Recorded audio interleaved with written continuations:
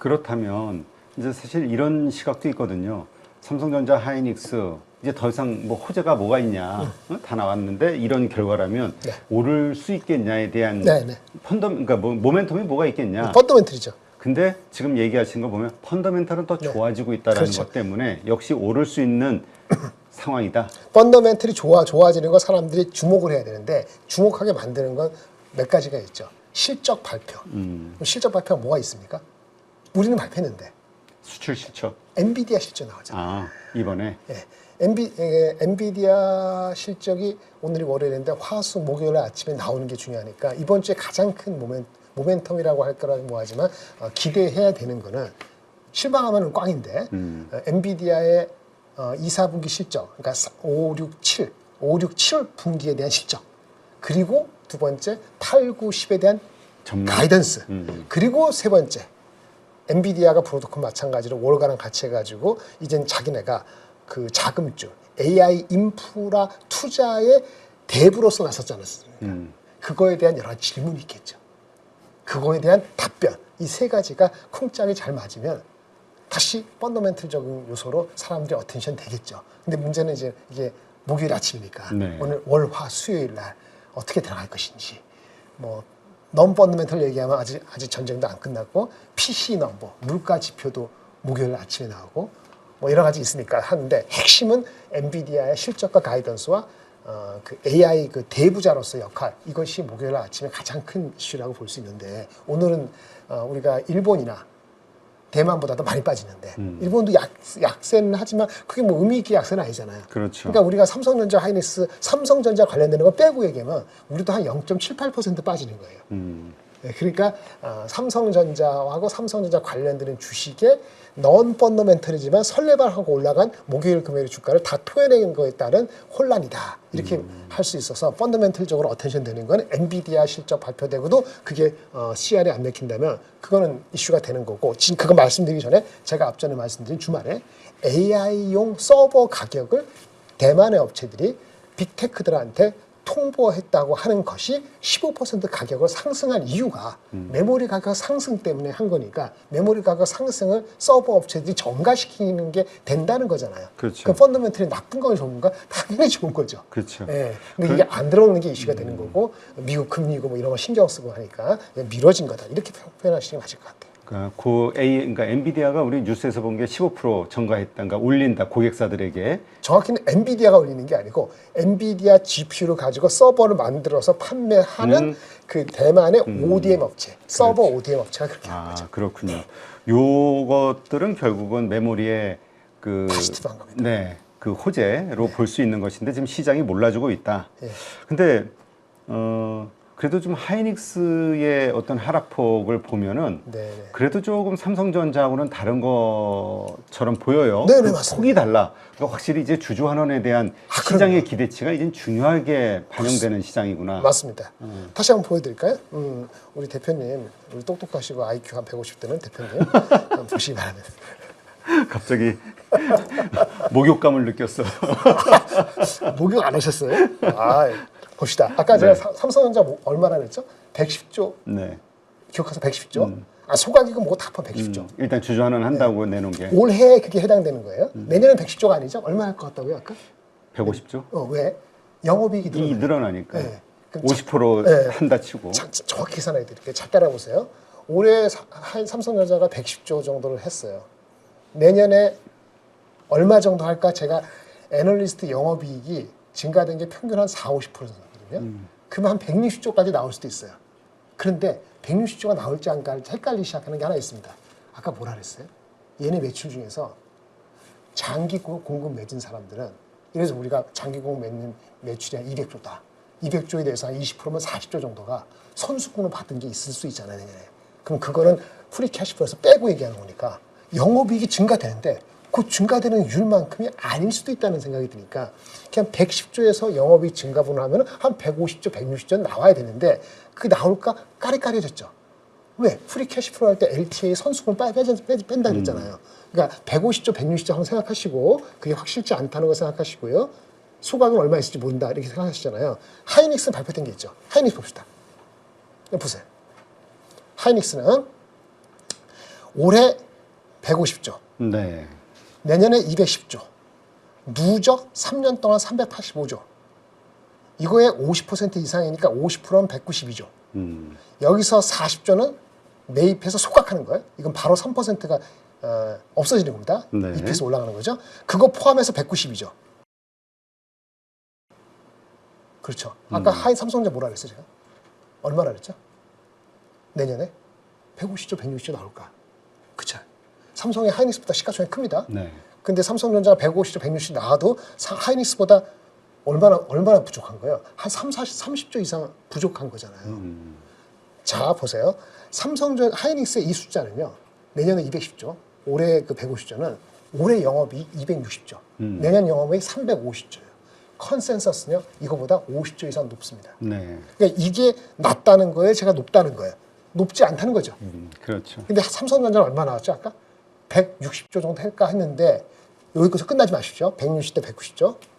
삼성은 뭐라 그랬죠? LTA 맺어서 선수금 받은 걸 뺀다 그랬잖아요. 그래서 제가 160조가 나올지 헷갈리는데, 하이닉스는요, 프리 캐시 플로우 할 때 LTA에서 얘네 선수금이 있을 텐데, 선수금 있는 걸 뺐을까요? 그렇게 계산했을까요? 어떻게 계산할까요? 그냥 다 포함시켜서. 정확하지 않아요. 발표 안 했어요. 그러니까 기대치가 있는 거죠. 네, 일반적으로 프리 캐시 플로우는 아까 말한 것처럼 영업 활동 흐름, 그게 영업이익이 주로 되는 건데, 감가상가 들어가고 못 빼고 해갖고 캐펙스만 빼거든요. 그러니까 아무 얘기 안 했으면 LTA를 뺐다고 얘기할 수가 없죠. 그렇죠? 그렇죠. 네, 그러면 하이닉스가 LTA를 맺을 거 아닙니까? 얘네들은 빼지 않더라도 크게 선수금이 얼마일까 한번 계산해 볼까요? 하이닉스 영업이익 아까 350조 했는데 네. 제가 컨센서스는 400조입니다. 컨센서스 400조 영업이익이고요. 매출이 한 500조예요. 매출 500조 중에서 내년 중간을 해봐갖고 50%를 LTA에 맺었다 합시다. 네. 그럼 250조죠. 250조 LTA에 맺은 사람들 중에서 한 20%? 5명에 1명 거는 선수금으로 우리가 그 전당금 맞았다. 뺐었다 하면은 500조의 반이면 250조, 50%. 그거의 20%는 얼마죠? 50조. 50조 정도가 LTA 선수금으로 내년에 하이닉스도 잡을 수 있다는 계산이 나오거든요. 네. 근데 50조를 뺐다 그러면은 50조의 프리캐시 플로우가 50%니까 25조 정도가 들어갔다 나왔다 할 수 있는데 하이닉스는 안 뺐을 수 있죠. 자, 25조가 들어갔다 나왔다 하는 거예요. 하이닉스 기준으로. 근데 삼성전자는 어떻게 될까요? 하이닉스보다 매출이 더 크겠죠. 그러니까 25조가 아니고 아마 프리캐시 플로우를 빼는 바람에 한 3, 40조는 빠질 겁니다. 그럼 아까 계산했을 때 영업이익 기준으로 올해 110조, 영업이익 기준으로 했을 때 한 50% 올라가니까 올해 110조에 주주환원 했다면 아까 처음에 얘기할 때 50% 하면은 한 160 몇 조 나와, 170 나와 이렇게 했잖아요. 근데 거기서 아까 LTA 빠지는 거니까 하이닉스 기준으로 25조 빠진다고 계산하니까 삼성 기준으로 한 3, 40조 빠지는 거잖아요. 그럼 얼마 나와요? 130조밖에 안 나와요. 아니면 140조밖에 안 나올 수도 있어요. 그러니까 160조 잡더라도 하이닉스보다 30조 이상 부족한데 이게 어떻게 됐냐에 따라서 지금 클리어하지가 않은 건데 삼성은 LTA 선수금을 뺐다 그랬고 하이닉스는 어떻게 했는지 모르겠다 그러고 근데 저는 보수 잡았기 때문에 넘버가 안 되고 삼성이 하이닉스보다 한 30조 이상 빠지고 소각은 올해 40조인데 삼성전자 한다는 거 아마 그 삼성물산이나 삼성생명이나 그네들 금산법 때문에 그 지분율이 이제 높아져갖고 네. 주식을 팔아야 되는 거니까 그거 바꿔주든지 아니면 그래서 우선주를 산다 뭐 이런 얘기 나오는 거잖아요. 그렇게 그래도 오늘 리포트해 보니까 한 1, 20조 정도는 할 수 있다. 근데 1, 20조 소각을? 하더라도 우선주 중심으로 우선주만 하는 건 아니지만 크면 20조 하더라도 작잖아요. 그렇죠. 그러니까 당연히 삼성의 하이닉스보다 지금 아까 얼마 소각 아니지 아까 160조하고 150조하고 190조 하더라도 30조가 차이 나는데 시가총액이 어떻게 되죠? 저기는 1,700조고 우린 더 작잖아요. 그러니까 거꾸로 가는 게 맞죠. 네. 네. 하여튼 이러한 것들 때문에 지금 하이닉스보다 삼성전자의 급락 폭이 상당히 크다. 네, 이렇게 맞습니다. 좀 이해를 하면 될 것 같고. 근데 아까 말씀하셨듯이 이게 우리가 너무 비관적으로 보지 않아도 되는 게 펀더멘털은 일단 맞습니다. 좋다. 네, 좋습니다. 엔비디아 칩을 바탕으로 한 서버 업체들은 15% 상승을 시켰고 네네. 그 대부분의 원인은 메모리 가격 인상이다. 그리고 하나 더 있어요. 마이크론 CEO가 한마디 한 거 있어요. 뭐죠? 보실까요? 한번 보세요. 마이크론 CEO가 이게 정확히 금요일날 토요일날 일요일날 얘기했는지 그 전에 한 거 보도가 됐는지 모르지만 보도가 되기로는 현재 수요가 자기네가 공급할 수 있는 물량이 100이라 했을 때 수요는 150이다. 공급하는 물량이 100인데 수요가 150이다. 상당히 갭이 있네요. 네, 그게 무슨 얘기냐? 메모리가 이제 커머디티 제품이 아니고 자기네 봤을 때는 전략적인 자산으로서 이 자기네들 고객이 인정하는 것 같다고 얘기를 하는 거예요. 그렇게 아니면은 왜 LTA를 맺겠자고 이렇게 달려들까? 그 왜 공동 개발하자고 달려들까? 제품이 HBM3부터 4이 될 때 얼마나 힘들어했어요. 제 제품 안 나온다고. 근데 인텔이 또 그 사이에 우리도 디램 하겠다고 나오지 않았습니까? 2년 뒤인데 인텔이 하겠다는 게 가장 좋은 제품이 여러분 잘 모르는 ZAM이라고 있어요. 그러니까 알파벳 맨 끝에 Z, G, ZAM이라는 거. 그러니까 HBM랑 비슷하게 스택하는 제품인데 그거 준비하는 게 29년도 양산 목표예요. 근데 걔네들이 혼자 할 수 있나요? 그러니까 앞으로는 고객하고 미리부터 설계를 같이 안 하면 안 되는 게 더 HBF도 마찬가지고 플래시 그 ZAM, HBM을 대체하려는 것도 그렇고 수많은 아키텍처 또는 이런 것도 있어요. 요즘에 엔비디아 하는 얘기인데 일단 GPU가 있고 그죠? 예, 그다음에 여기 HBM 있고 네. 이거 연결하는 게 인터포즈 있고 이게 뭐 코어스다 어쩌고 하잖아요. 근데 HBM 밑에 이 로직 다이가 있어서 요거 GPU하고 통로해주는 역할하고 여기 왔다 갔다 데이터를 보내고 하는 게 로직 디바이스가 D램 업체가 밑에 했는데 삼성은 이거를 HBM 같이 하는 거고 하이닉스는 이 로직 디바이스를 TSMC가 하는 거잖아요. 그런데 이 로직 디바이스에서 원래 GPU에서 해당하는 연산하는 거 연산의 일부를 로직 디바이스에서 해버리자. 그래서 이게 메모리 안에 그 연산 기능을 넣자. 이른바 프로세스 인 메모리. 그런 이제 본격화 얘기가 되고 있거든요. 이런 거 하려면 엔비디아하고 디램 업체하고 그 다음에 아까 전체적으로 그걸 가져가는 그 데이터 센터 업체하고 같이 연구 개발을 해야 된단 말이에요. 그러니까 같이 뭘 한다는 얘기가 엔비디아부터 나왔는데 더 확실해졌고 그러니까 LTE를 맺는 거고 어저께 그 얘기 나왔어요. 엔트로피. 엔트로픽이 그 GPU를 엔비디아 거 쓰죠. 그렇죠. 그 다음에 뭐 구글 것도 쓰죠. 구글 것도 갖다 쓰기도 하고 해요.